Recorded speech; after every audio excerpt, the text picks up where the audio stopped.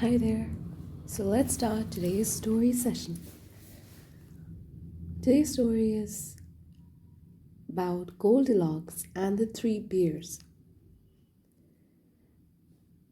This is a fairy tale story of Goldilocks and the Three Bears with a modern twist. Let's start now. Once upon a time, a girl named Goldilocks lived in a house at the edge of the woods. In those days, curls of hairs were called locks. She was Goldilocks because golden hair ran down her head and shoulders. One morning, Goldilocks was out for a walk when she came across a beautiful bird. She followed that bird right into the woods where her mother had said many times she must never go. But Goldilocks didn't think of that. Deeper and deeper into the woods she went. But where was the bird? It was now nowhere to be seen. Goldilocks looked around. That's when she knew she was lost. But a house was not far away. I wonder who lives there, she thought. So deep into the woods. She went up and knocked on the door. No answer. She knocked again. Still no answer. Goldilocks knocked a third time and the door opened. But no one was behind the door. Well, the door is already open, said the girl, so I may as well go in. Goldilocks smelled a wonderful smell and soon knew why. On the table were there 3 steaming bowls of oatmeal. All of a sudden, she realized how very hungry she was. What Goldilocks did not know, however, is that 3 bears lived in this house.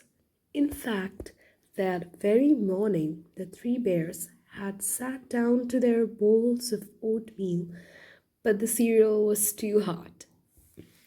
So they had decided to take a short walk. They said to each other, "By the time we return home, our oatmeal will be perfect." Gazing at the steaming bowls of oatmeal, Goldilocks thought, "I'm sure who lives here won't mind if I take just one sip." She sat at the first chair and took a sip.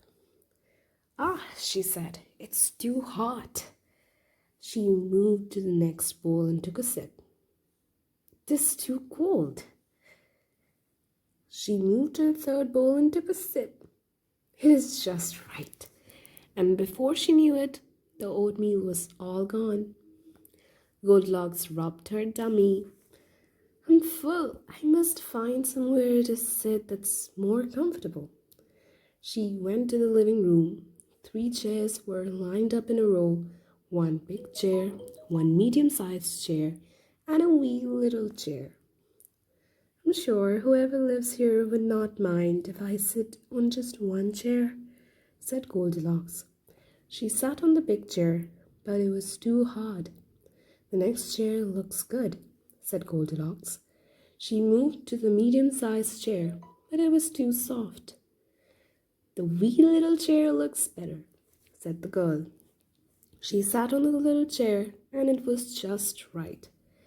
But when Goldilocks leaned back a bit, the chair broke into a dozen pieces. She popped right on the floor.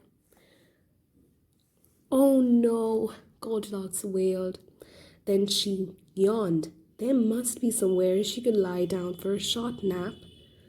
The girl saw a ladder and climbed it to an attic. In a row, 3 beds were lined up. 1 big bed, 1 medium-sized bed, and a wee little bed. "I'm sure whoever lives here won't mind if I lay down for just a short nap," she said. She lay down on the big bed, but it was too hard. She lay down on the medium-sized bed, but it was too soft. The girls lay down on the wee little bed, and it was just right. As her head hit the pillow, Goldilocks was fast asleep. Just then the three bears came home from their walk. "Oh my," said the mama bear. "Did either of you leave the front door open?" "Not I," said the papa bear. "Not I," said the little bear. Slowly the three bears stepped inside and took around. "Most odd," said Papa Bear, seeing his spoon in his bowl. "Someone has been eating my oatmeal." "Most odd indeed," said Mama Bear, also seeing her spoon in her bowl. "Someone has been eating my oatmeal." "This is all most of all," said Little Bear. "Someone has been eating my oatmeal, and they ate it all up." The three bears were very surprised, as you can imagine. With care, they stepped into the living room. "Do you think someone was sitting in my chair?" said Papa Bear. "I know someone was sitting in my chair," said Mama Bear, "because I can see the seat cushion is pushed down."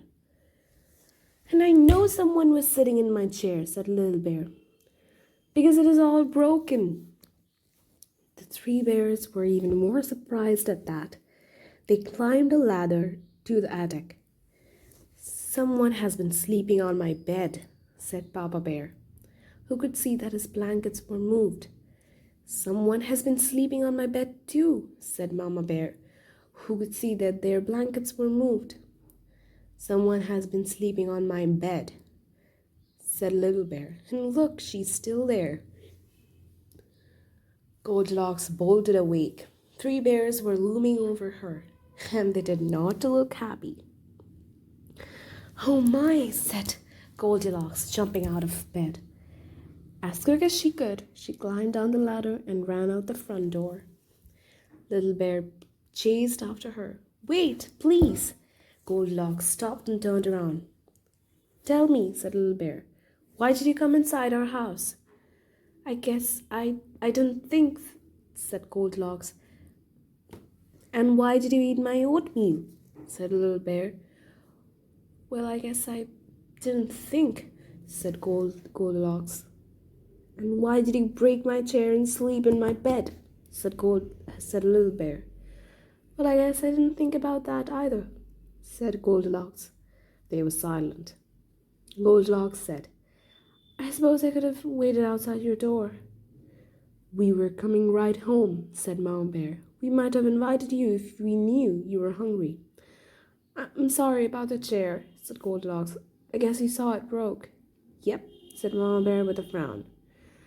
"I'm good at fixing things," said Goldilocks, "if you have glue." "Of course we have glue," said Papa Bear. "What kind of bears do you think we are?" "I will make it up to you," said Goldilocks. "Come on in then, dear," said Mama Bear. "We'll start over," said Papa Bear with a nod. Come in," said Little Bear, jumping up and down. With smiles, they skipped together inside the bear's house.